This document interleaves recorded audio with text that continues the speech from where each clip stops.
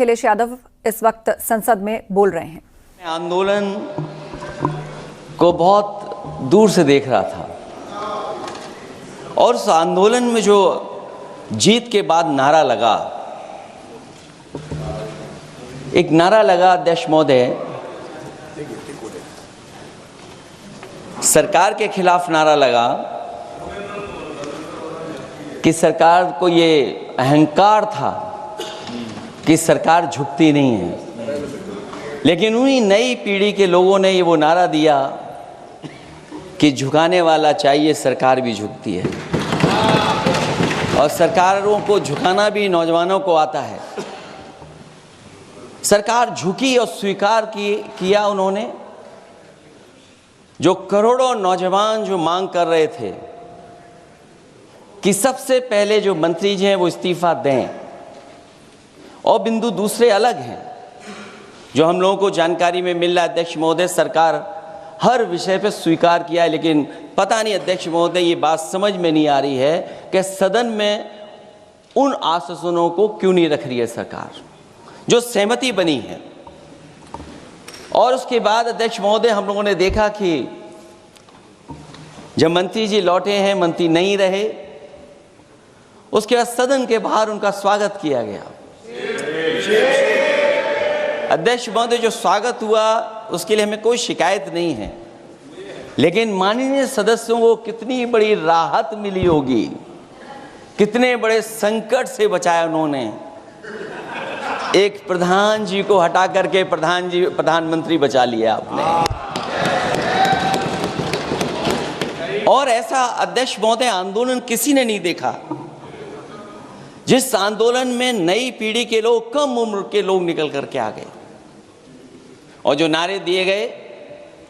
ये सरकार पिछले कई वर्षों से नकारात्मक प्रचार पर टिकी हुई थी, नकारात्मक राजनीति करती थी और न जाने कितने हजार करोड़ रुपए खर्च किए होंगे सरकार ने नकारात्मक राजनीति के लिए।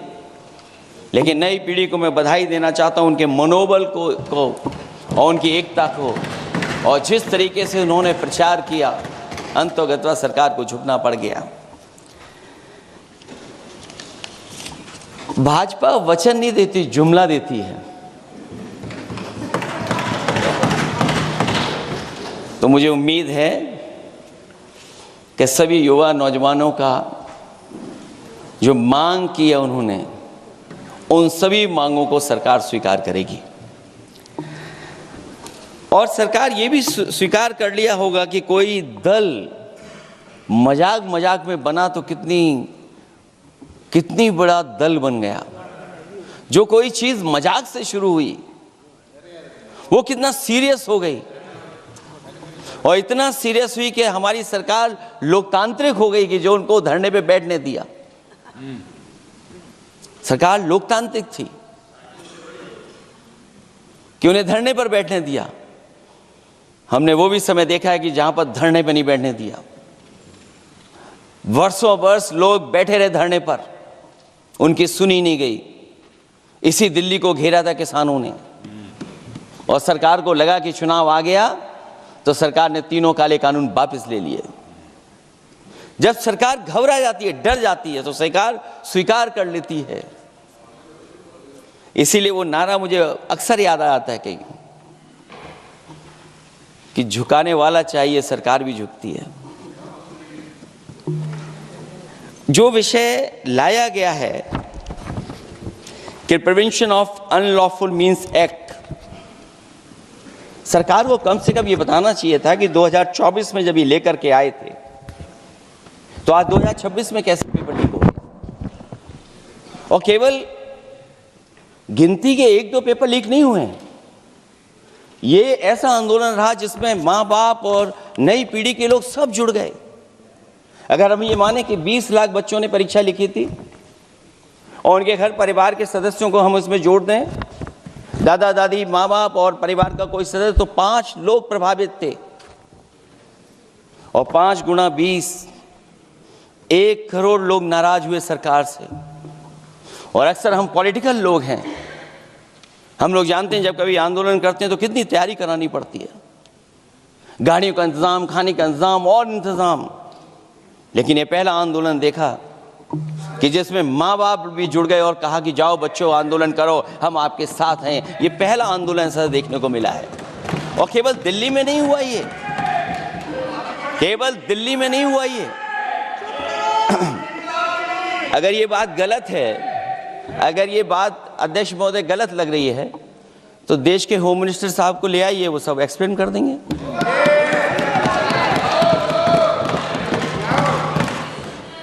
पहला आंदोलन जिसमें माँ बाप ने साथ दिया, क्योंकि परीक्षा से कितना दुखी हैं लोग। ये जो परीक्षाएं लीक हुई हैं, कई महीनों पहले ये किताब बना दी थी। और अध्यक्ष महोदय, जो लोग चढ़ावा चोरी नहीं बचा पाए, वो पेपर लीक कैसे बचा पाएंगे? जो भगवान के दरबार से दान गायब हो गया, दान चला गया,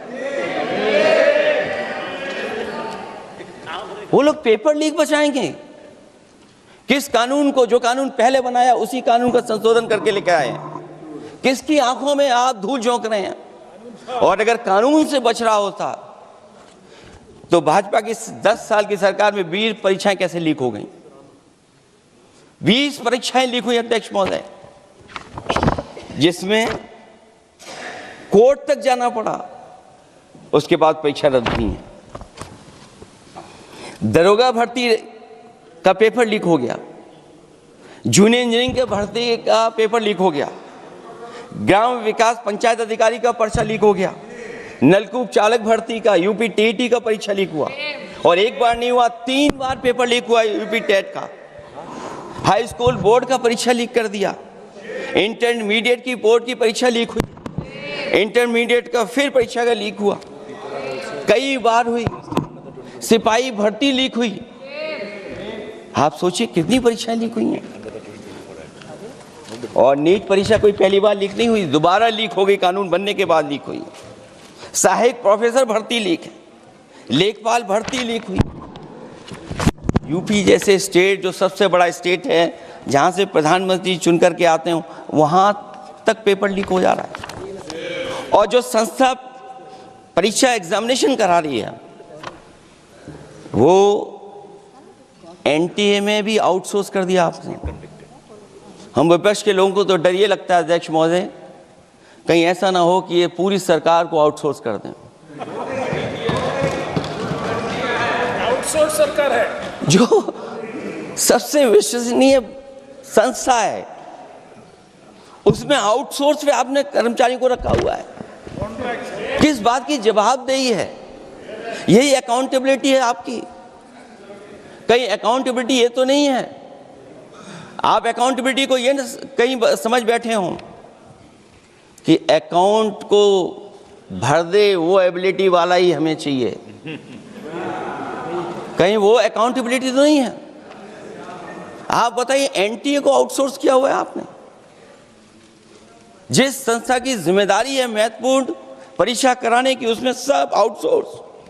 और ये सच कहा कि कांग्रेस पार्टी के माननीय सदस्य ने मांग की है कि वो हम लोगों को पता होना चाहिए आखिरकार कौन लोग थे जो आउटसोर्स होकर के बैठ करके परीक्षा में इस तरह की घोटाला कर रहे थे। आखिरकार जवाबदेही क्या है, किसकी थी? और फिर केवल नीट की परीक्षा की बात करें और परीक्षाओं की बात करें, अगर हम अध्यक्ष महोदय, जब से सरकार बनी है तब से सरकार की कोशिश रही है कि शिक्षा, परीक्षा और यूनिवर्सिटी का ताना बाना पूरा ध्वस्त हो जाए, उसको एक रंगी बना दें हम, उसमें अंडरग्राउंड अनरजिस्टर्ड लोग शामिल हो जाएं। ये पिछले जब से भारतीय जनता पार्टी की सरकार आई है तब से हो रहा है। और फिर शुरुआत कहां से होती है? क्योंकि आप नहीं चाहते कि देश के गरीब लोग पढ़ें लिखें, आगे बढ़ें। सरकार ने सबसे पहले हमला किया प्राइमरी स्कूल पर, और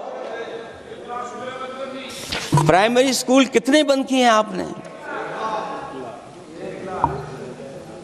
जहां से बच्चे की शिक्षा की यात्रा शुरू होती है।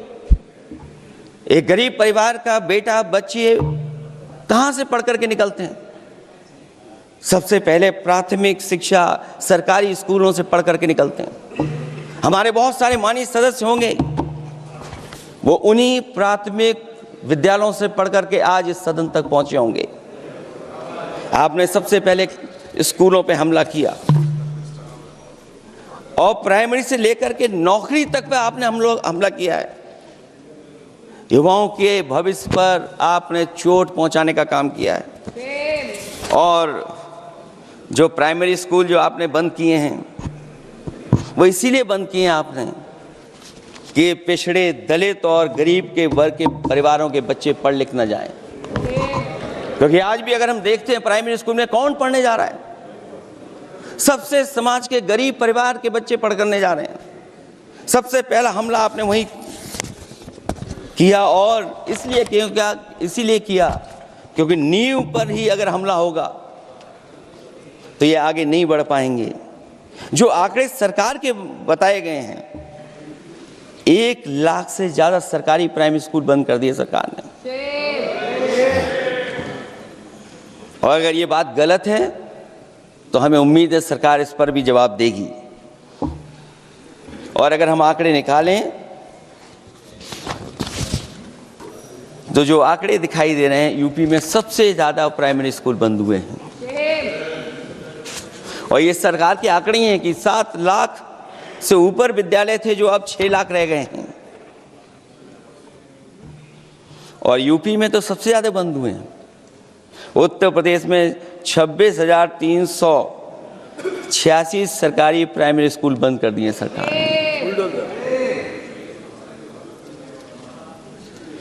और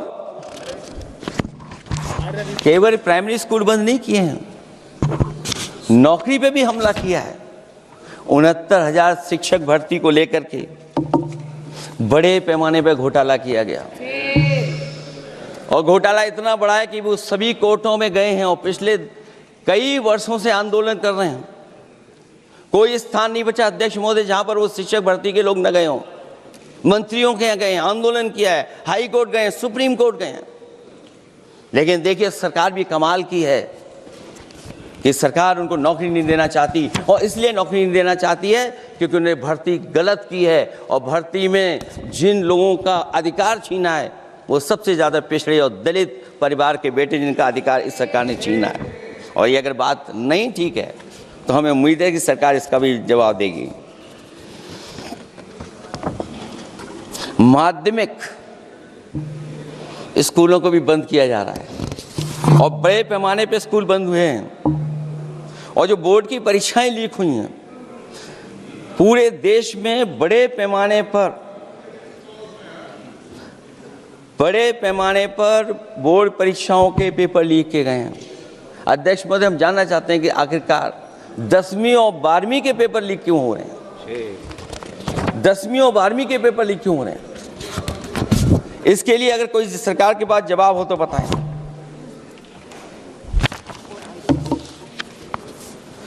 और जो बच्चियों ने जान दी है नीट की परीक्षा में, जब परीक्षा का पेपर लीक हो गया है, अध्यक्ष महोदय, मैं अपनी तरफ से, पार्टी की तरफ से और सभी की तरफ से उन्हें श्रद्धांजलि देता हूं। और हमें उम्मीद है कि सरकार उन बच्चों की मांग मानेगी जिन बच्चों ने ये शर्त रखी है कि उनके परिवार के लोगों को 1 करोड़ मुआवजा दिया जाए।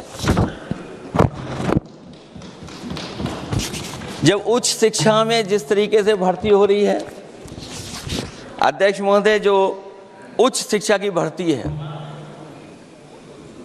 उसमें जो अपॉइंटमेंट हो रहे हैं उनके बारे में तो क्या चर्चा करें कि जब संस्था पे सबसे ऊपर बैठा व्यक्ति ही अन्याय करेगा तो पूरी संस्था में अन्याय होगा। जब से ये सरकार आई है, जो बड़ी बड़ी संस्थाएं हैं उन सब संस्थाओं में एक रंगी लोगों को बैठा करके उन संस्थाओं को ध्वस्त करने का काम कर रहे हैं। और न केवल उन संस्थाओं को खराब कर रहे हैं, बल्कि अध्यक्ष महोदय, उत्तर प्रदेश में एक स्वतंत्र सेनानी, उनके नाम पर यूनिवर्सिटी बनी, मौलाना जौहर यूनिवर्सिटी। यूनिवर्सिटी बनकर के तैयार हो गई। इन्होंने कोई सरकारी यूनिवर्सिटी नहीं बनाई, और अगर कोई प्राइवेट यूनिवर्सिटी बन भी गई है तो उसको भी हथौड़ा लेकर के तोड़ने की तैयारी कर रहे हैं ये लोग। ये नफरत की राजनीति कहां लेकर के पहुंचा देगी। और जब से बीजेपी की सरकार आई है तब से नफरत की राजनीति और दूसरे लोगों के साथ किस तरह का व्यवहार हो रहा है, उन्हें कहीं भी न्याय तक नहीं दिला पाई सरकार।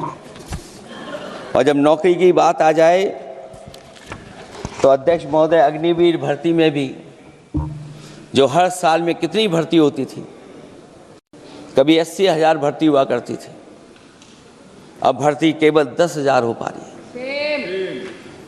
आखिरकार अध्यक्ष महोदय, सरकार नौजवानों की पढ़ाई और नौकरी पे हमला क्यों कर रही है, और नौकरी पे हमला क्यों हो रहा है? जब आप ये कहते हैं कि हमारे नौजवान हमारी डेमोग्राफिक डिविडेंड बन करके आए हैं, कहीं यही नौजवान हमारी आपदा न बन जाए, इसके बारे में भी सरकार को सोचना चाहिए। और मैं ये जरूर कहना चाहता हूं कि अध्यक्ष महोदय, अगर शिक्षा अच्छी होगी, परीक्षा सच्ची होगी, तो तरक्की भी पक्की होगी। और ये तरक्की नहीं चाहते हैं, इसीलिए शिक्षा पर और परीक्षा पर हमला कर रहे हैं। मैं इन्हीं शब्दों के साथ अध्यक्ष महोदय आपका धन्यवाद देता हूं। और जो बिल लेकर के आए हैं आप, बिल तो 24 में भी लेकर के आए थे आप, जो 24 में बिल लेकर के आए तो उसके बाद नीट परीक्षा का पेपर लीक क्यों हो गया, ये आप बता देना मंत्री जी। आपको एक कानून बनाने के बाद दूसरा कानून बनाना पड़ रहा है, ये क्या वजह है? और आपको मंत्री जी का स्वागत इसलिए करना पड़ रहा है कि आपको संकट से बचा लिया। और अगर अखिलेश जी तो समाजवादी है। मैं पूछना चाहता हूं कि छात्रों का आंदोलन के बाद सरकार उनका बात सुन के पार्लियामेंट में बिल लेके आता है, ये अच्छा है, या जो आंदोलन होता है तो उसको कुचलने के लिए देश में इमरजेंसी लगा देता है, वो अच्छा? आप बता दीजिए।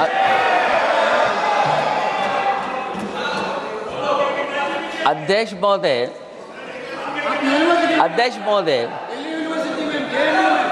महोदय, मैं इमरजेंसी को तो नहीं देखा हूँ, लेकिन इमरजेंसी में क्या क्या हुआ है वो अभी दिल्ली की राजधानी में भी देखने को मिल गया है। आंसू के गैस के गोले और लकड़ी में लगा हुआ कुछ कील का और कांटे की चीज़ें, उस समय करंट नहीं लगाया जाता था, इस बार करंट लगाया गया है। तो ये इमरजेंसी के बराबर ही हुआ है हमला, कम नहीं है। इमरजेंसी से कम अन्याय नहीं कर रहे हैं आप लोग। और याद करिए अध्यक्ष महोदय, अगर इमरजेंसी इन्हें याद आ गई है, अगर इमरजेंसी अध्यक्ष महोदय ने याद आ गई है, तो इमरजेंसी के बाद भी परिवर्तन हुआ था और हमें भरोसा है कि इसके बाद भी परिवर्तन होगा। और अध्यक्ष महोदय, मैं आखिरी में कहना चाहता हूं, कानून से नहीं, नियत साफ होगी तब नीट का परीक्षा साफ होगी। सवाल कानून का नहीं है, आपकी नियत साफ नहीं है।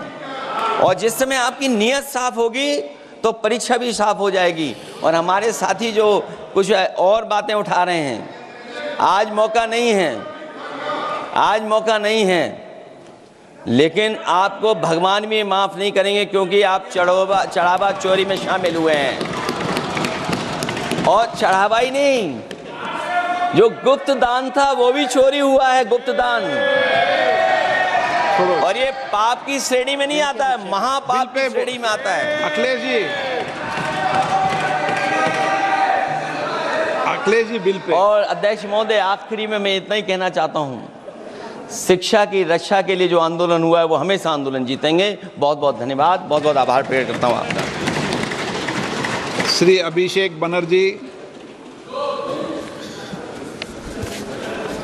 Thank you.